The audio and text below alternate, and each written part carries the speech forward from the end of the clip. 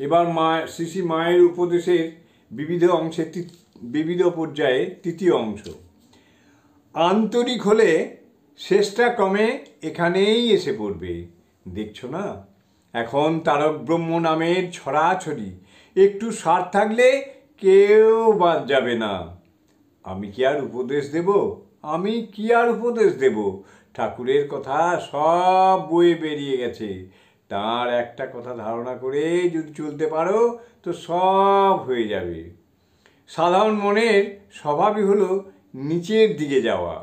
মানুষ কত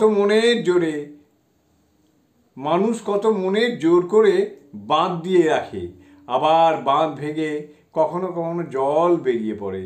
তবুও বারবার চেষ্টা রাখতে হয়। কিন্তু জানবে, সাধু সঙ্গ ও সৎ চর্চার জন্য খুব ঊর্ধ্বমুখী হতে হয়। সাধুদের কৃপায় অতি নীচ লোকেরও মনের গতি ফিরে যায়।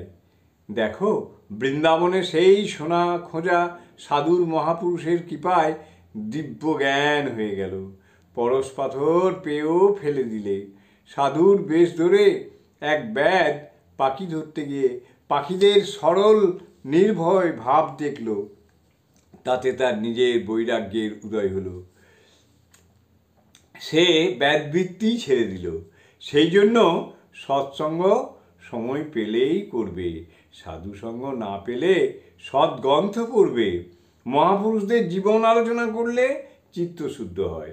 দেখো, জলের গতি স্বভাবত নিচের দিকে, কিন্তু সূর্যের প্রভাবে সেই জল আবার আকাশে ওঠে, পাহাড়ের মাথায় জল হয়ে যায়, আবার বৃষ্টি, ঝর্ণা, নদী হয়ে লোকের কত কল্যাণ করে। জয় মা, জয় মা।